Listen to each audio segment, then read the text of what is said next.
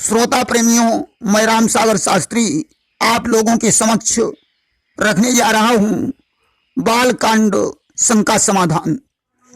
देखिए, राजा भानु प्रताप को श्राप क्यों मिला? क्योंकि इन्होंने एक संत से झूठ बोला था कि नाम प्रताप भानु अवनीसा और तासु सचिव मैं आहनु मुनीसा।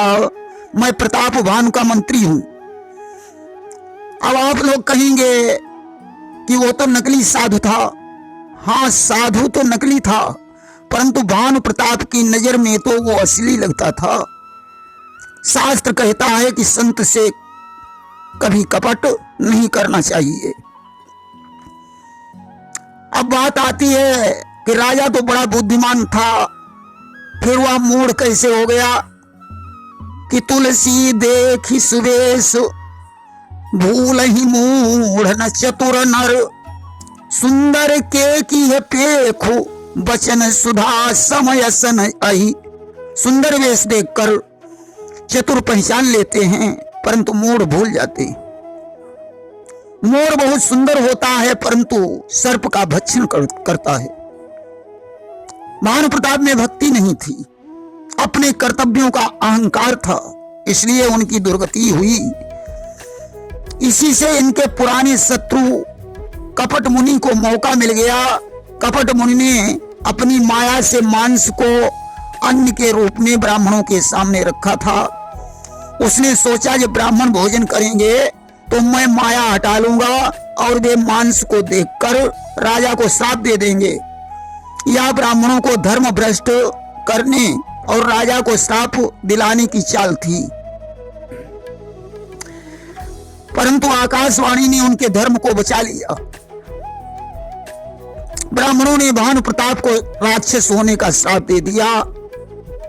अब बात आती है कि भगवान राम के शिकार खेलने की बंधु सखा संग ले ही बुलाई और वन मृगया खेल ही नित जाई। भाइयों के साथ राम रोज वन में शिकार खेलने जाते हैं और पावन मृग मारकर प्रतिदिन दशरथ को दिखाते हैं। पावन मृग मारे ही जिए जानी। वे उन पवित्र आत्माओं, वे उन पवित्र आत्मा के मृगों का उद्धार करते हैं जो किसी सांप या वरदान से हिरण बन गए थे और वे अपना उद्धार चाहते थे। दशरथ जी को दिखाने का मतलब है अपनी वीरता सिद्ध करना। देखिए, विश्वामित्र जब राम लक्ष्मण को मांगने गए तो उन्होंने कहा कि राम देते नहीं बने गुसाई, राम को देते नहीं बनता। इसका क्या कारण है? क्योंकि राम जटायु का पुत्र था। विश्वामित्र की यज्ञ रक्षा के समय एक चौपाई आई है कि आप रहे मख की रखवारी। यज्ञ रक्षा के लिए राम ने लक्ष्मण को क्यों नहीं रखा? इसके दो कारण हैं। नंबर एक तो राम जानते हैं कि लक्ष्मण शेषनाग के अवतार हैं जो क्षण भर में निशाचरों का नाश कर सकते हैं। अगर मारीच यहाँ आएगा और लक्ष्मण के हाथों से मारा जाएगा तो फिर हमारी लीला कैसी पूरी हो पाएगी, अर्थात सीता का हरण कैसे होगा। नंबर दो, राम सोचते हैं कि कल धनुष यज्ञ होगा, तमाम राजा वहां इकट्ठे होंगे, परंतु कोई धनुष तोड़ नहीं पाएगा। तब जनक कठोर वचन बोलेंगे, उस समय लक्ष्मण धनुष तोड़ने की आज्ञा मांगेंगे, परंतु मैं लक्ष्मण को शांत करके धनुष को तोड़कर सीता से विवाह करूंगा। एक चौपाई और आती है कि रंग भूमि जब सिय पगुधारी तो देखी रूप मोहे नर नारी। जब रंग भूमि में सीता जी आई तो उनका रूप देखकर सभी नर नारी मोहित हो गए। वही तुलसीदास जी उत्तरकांड में लिखते हैं कि पन्नगारी यह चरित अनूपा मोहिन नारी नारी के रूपा। एक स्त्री दूसरी स्त्री के रूप पर मोहित नहीं होती है। इस विषय में कुछ सज्जनों का मत है कि पगुधारी नाम भगवान का है, क्योंकि भगवान विष्णु के भृगु ऋषि ने सीने पर लात मारी थी और जब ते लात भृगु ऋषि मारी तब ते नाम परोपकारी। वहीं ऐसा भी कहा जाता है कि काम विषयक मोह से स्त्री स्त्री पर मोहित नहीं होती है, परंतु सौंदर्य विषयक मोह से मोहित हो सकती है। देखिए, राम के विवाह में इंद्र ने गौतम ऋषि के श्राप की सराहना की कि गौतम श्राप धन्य करी जाना, क्योंकि इंद्र ने अहिल्या से छल किया था और गौतम ने इन्हें श्राप दे दिया था कि तुम्हारे शरीर में 1000 भग चिन्ह हो जाएं। जो बृहस्पति के यज्ञ से आंखें बन गए थे, अस्तु इंद्र 1000 आंखों से राम के विवाह का अवलोकन कर रहे थे। देखिए, जब सीता जी ब्याह करके आई तो माताओं ने लोकरीति की। लोकरीति में वधू वर के 7 और वर वधू के 5 संटियां मारता है। सीता जी को भी एक छड़ी पकड़ाई गई। अब राम है ब्रह्म और सीता है माया, भला माया ब्रह्म पर कैसे हावी हो सकती है? इस लोक रीति पर दोनों संकुचित हो रहे हैं। राम मन ही मन मुस्कुरा रहे हैं कि लोक रीति जननी करही बर दुलहिनी सकुचाही, अमोद विनोद निहारी बहु राम मन ही मुस्काही। इसके बाद कौशल्या ने सीता जी से हल्दी पिसवाई। अब सीता जी सिलौटी पर हल्दी रखकर जैसे बटना मारती हैं, हल्दी उटक जाती है। उन्हें क्रोध आ गया और उन्होंने क्रोध की नजर से ज्यों हल्दी को देखा, हल्दी जलकर छार हो गई। वहीं कौशल्या ने सीता जी से ये वरदान मांगा था कि बेटी, जिस नजर से तुमने हल्दी को देखा है, ऐसी नजर कभी किसी पर नहीं डालना। तभी सीता रावण की ओर नहीं देख रही थी। अब प्रश्न ये भी आता है कि धनुष यज्ञ में रावण और बाणासुर भी गए थे। देखिए, रावण बाणासुर का संवाद भले ही हुआ हो, परंतु उन्होंने धनुष को नहीं छुआ कि रावण बाण छुओ नहीं चापा, तुम्हारे सकल भूप करी दापा। अन्य राजा धनुष क्यों नहीं तोड़ पाए? महाभारत रामायण में लिखा है कि प्रणवो ही धनु, ओंकार या ज्ञान ही धनुष है। तुलसीदास जी लिखते हैं कि शंकर छाप जहाज, सागर रघुबर बाहुबल, बूढ़ सकल समाज, जहाज प्रथम ही मोहवश। शंकर जी का धनुष जहाज है। राम की भुजाओं का बल समुद्र है। वो सारा समाज डूब गया जो सबसे पहले मोहवश इस पर चढ़ा। अर्थात ज्ञानी अर्थात अज्ञानी और मोहग्रस्त प्राणी इसे नहीं तोड़ सकते थे। दूसरी बात, शिवजी ने 300 सेवक आश्रम से भेज दिए थे जो सूक्ष्म रूप में धनुष पर बैठे हुए थे। नंबर 3, सीता जी ने धनुष से प्रार्थना की थी कि निज जड़ता लोगन पर डारी, अहो हरुआ रघुपति निहारी। तुम अपनी जड़ता राजाओं पर डालकर जब राम धनुष तोड़े तो हल्के हो जाना। अतः धनुष में हल्के और भारी होने की सामर्थ्य थी, इसलिए जब अन्य राजा धनुष उठाते थे तो भारी हो जाता था। अब प्रश्न आता है कि भूप सास 10 एक ही बारा, और लगे उठावन टरई नटारा। 10,000 राजा एक साथ धनुष में कैसे लग गए? अगर एक एक राजा उठाता तो काफी बड़ी लाइन बन जाती। सिद्ध तो यही होता है कि एकदम से 10,000 राजा धनुष उठाने लगे। उन्हें लोगों ने रोका भी होगा, परंतु वे नहीं माने। देखिए, धनुष में घटने बढ़ने की भी सामर्थ्य थी। तुलसीदास जी ने अन्य रचनाओं में लिखा है कि रघुनंदन छुओ पिनाक, सिमटी के भयो मनाक।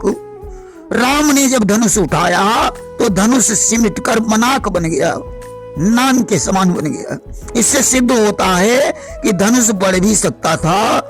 यह दधीच की नासिका की हड्डी का था, इसे पिनाक कहा जाता था। भगवान शंकर ने इस धनुष को वृत्तासुर के बाद राजा नीम के यहाँ रख दिया था। गांडीव, वज्र और अजगव ये दधीच की हड्डियों से बने थे।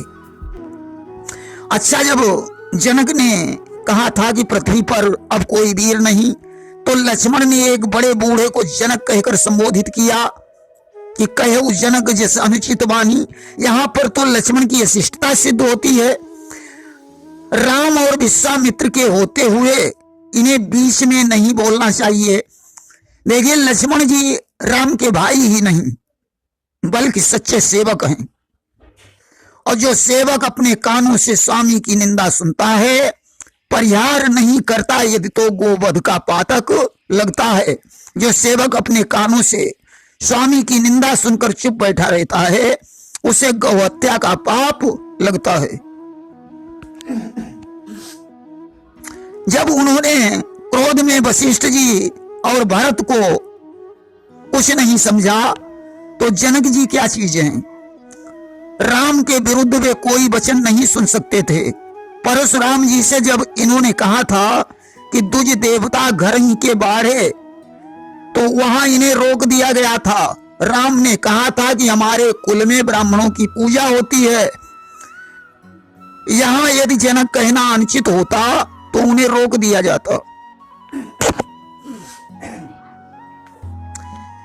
देखिए, लक्ष्मण ने कहा था कि जो तुम्हार अनुशासन पावऊं, कंदुक इव ब्रह्मांड उठावऊं। अगर आप मुझे आज्ञा दें तो मैं गेंद के समान ब्रह्मांड को उठाकर कच्चे घड़े की तरह फोड़ डालूं। अब ब्रह्मांड उठाकर वे कहां पटकते और स्वयं कहां रहते, यहां शंका बन जाती है। देखिए, लक्ष्मण ऐसा करेंगे कब? जब राम आज्ञा देंगे। लक्ष्मण शेष हैं, नारायण की सैया हैं, शेष के फन पर सारा ब्रह्मांड टिका है। जिनकी गुस्सा से 14 भुवन जलकर भस्म हो सकते हैं कि सोनू गिर जाओ क्रोधा नल जासू, जा रही भुवन चारि 10 आसू। लक्ष्मण ने धनुष तोड़ने की बात भी कही कि कमल नाल जिमी चाप चढ़ाऊं, कुकुर मुत्ते की तरह उसे तोड़ डालूं। क्या धनुष तोड़कर वे सीता जी से विवाह करना चाहते थे? नहीं। लक्ष्मण तो राम के प्रताप की बात कर रहे हैं कि तब प्रताप महिमा भगवाना का बापुरो पिनाक पुराना। आपके प्रताप की महिमा से मैं ये सब कुछ कर सकता हूं। अगर मैं इतना न कर सकूं तो आज से धनुष बाण नहीं धारण करूंगा। देखिए, लक्ष्मण जी ये जताना चाहते हैं कि रघुकुल शिरोमणि भगवान राम बैठे हुए हैं, उनका छोटा भाई जब इतना कर सकता है तो संदेह की बात ही नहीं कि राम धनुष नहीं तोड़ पाएंगे। लक्ष्मण जी कहते हैं, प्रभु अगर कौतुक कराना चाहें तो मुझे आज्ञा दें, अन्यथा आप जनक की प्रतिज्ञा पूरी करें। राम के धनुष तोड़ने पर उन्होंने ब्रह्मांड को चरणों से दबा लिया था और दिग्गजों को पृथ्वी थामने का आदेश दिया था। देखिए, लक्ष्मण और परशुराम का संवाद वाल्मीकि जी ने नहीं लिखा। बारात लौटने पर परशुराम उन्हें रास्ते में मिले थे, परंतु राम चरितमानस में संवाद हुआ। लक्ष्मण जी ने परशुराम से कहा था कि बहुधनु ही तोरी लरिकाई, अब कबहू नया सरी से कीन घुसाई। मैंने बचपन में बहुत सी धनुइयां तोड़ी, परंतु आपने कभी इतना क्रोध नहीं किया। तब परशुराम ने कहा, क्या तू भगवान शंकर के धनुष को धनु ही समझ रहा है? इसका क्या रहस्य है? देखिए, परशुराम ने जब हय वंशी राजाओं को मारा तो उनके धनुष छीन लिए थे, जिनके भार से पृथ्वी और शेष बेचैन हो गए। पृथ्वी ने एक स्त्री का रूप बनाया और लक्ष्मण ने बालक का रूप बनाया। दोनों परशुराम के आश्रम पर पहुंचे। पृथ्वी ने परशुराम से आश्रम पर रहने की याचना की, परंतु उसने कहा कि मेरा बालक बहुत शैतानी है, अगर कोई अपराध कर दे तो आप उसे क्षमा करना। परशुराम जी ने स्वीकार कर लिया। एक दिन परशुराम की अनुपस्थिति में शेष जी ने वे सारे धनुष तोड़ डाले। परशुराम वनखंड से वापस लौटे उन्होंने कहा, शाबाश वीर पुत्र। उसी समय शेष और पृथ्वी ने अपने दर्शन दिए। शेष ने कहा कि अभी एक धनुष बाकी रह गया है, यदि वो यहाँ होता तो मैं उसे भी तोड़ डालता।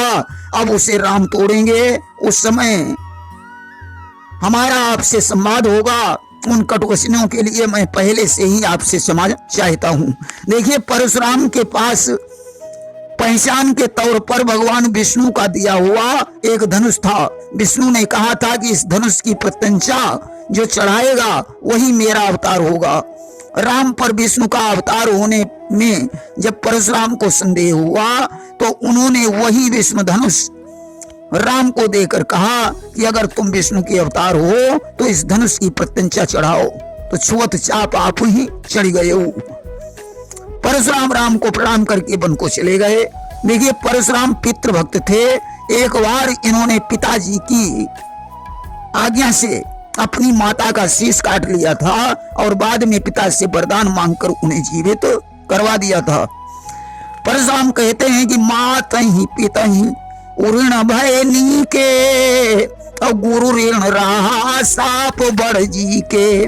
माता पिता से तो मैं ऋण हो गया हूं, परंतु हमारे गुरु शंकर जी का ऋण बाकी रह गया, जो उनका धनुष तोड़ने के बावजूद भी मैं उनके दुश्मन का शीश नहीं काट पा रहा हूं।